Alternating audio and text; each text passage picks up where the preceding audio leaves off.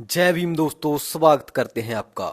दोस्तों, कुछ लोग क्रिटिसाइज कर रहे थे बसपा सुप्रीमो को कि सत्ता में ना होते हुए भी बीजेपी ने उनको हाई प्रोफाइल टाइप एच बंगला कैसे अलॉट कर दिया।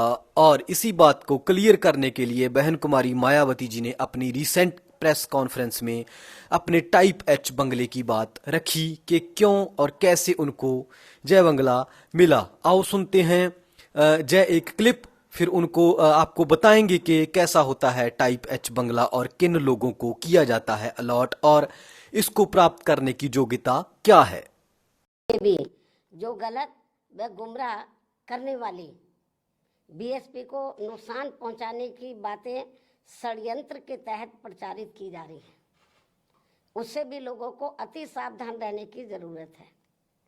जबकि वर्तमान सरकार ने भी, यानी कि वर्तमान जो केंद्र में बीजेपी की सरकार है, जबकि वर्तमान सरकार ने भी टाइप 8 का बंगला मेरी सुरक्षा के हिसाब से अब सही अलॉट करने से पहले कई और भी बंगले अलॉट कर दिए थे जो सुरक्षा कारणों से नहीं लिया है, और यदि लिया भी था तो उसे कुछ ही समय के बाद ही छोड़ भी दिया था।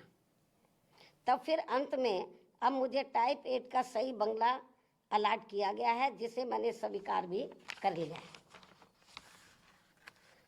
जिसको लेकर भी अब किस्म किस्म की गलत बातें प्रचारित की जा रही हैं।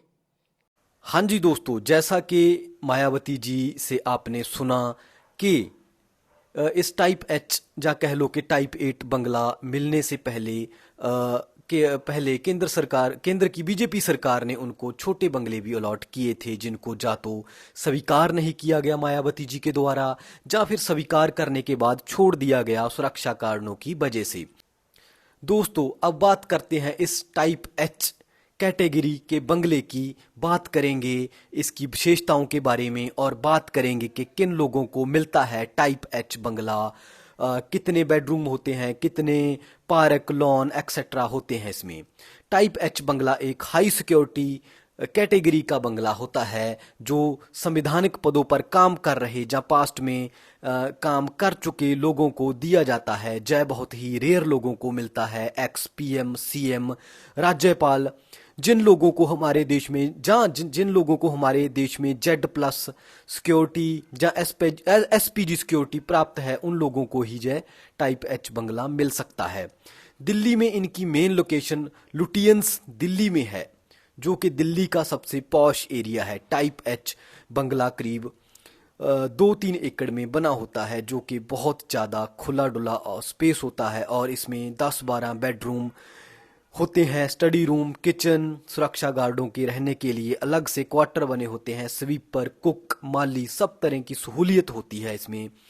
वॉक करने के लिए बड़े पार्क, लॉन, प्लेग्राउंड, जिम सब होता है। मतलब 5 स्टार होटल से ऊपर की सहूलियत इसमें होती है। टाइप 8 बंगले की मेन बात यह होती है कि इसमें सुरक्षा गार्डों के रहने के लिए अकोमोडेशन बनी होती है, क्योंकि जेड प्लस सुरक्षा में सुरक्षा गार्डों की गिनती काफ़ी ज़्यादा होती है।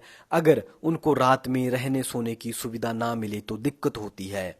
पर इसके साथ ही टाइप एच बंगले की प्राप्ति भी दुर्लभ है, क्योंकि इनकी गिनती भी सरकार के पास बहुत ज़्यादा कम है। सो सिलेक्टेड बंदों को ही जय मिल पाता है। जब हम बात सुनते हैं कि टाइप एच बंगला 2-3 एकड़ में फैला होता है और इतना सारा तामझाम और इतने सारे लोग इसमें रहते हैं जो वीआईपी लोगों के साथ चलते हैं, इन सब का खर्च कौन उठाता है? क्या उसी वीआईपी से इसका खर्च लिया जाता है? ऐसा नहीं है दोस्तों। मेंटेनेंस का सारा खर्चा सरकार द्वारा उठाया जाता है। सुरक्षा गार्डों के खर्च से लेकर माली, कुक, स्वीपर, धोबी, सभी प्रकार के खर्चे सरकारी खजाने से पे किए जाते हैं। सिर्फ बिजली और पानी और लाइसेंस फीस का नामात्र बिल ही उस वीआईपी से लिया जाता है, वो भी एक्सेप्शनल मामलों में। अदरवाइज सब खर्चा सरकारी खजाने से दिया जाता है।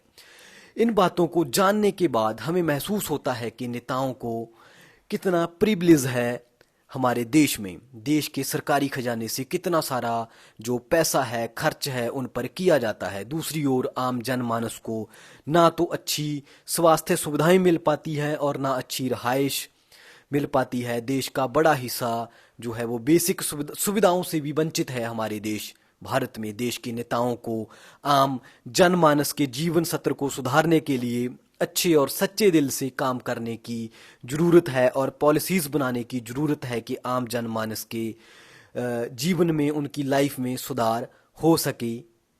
धन्यवाद दोस्तों। जय भीम, जय भारत।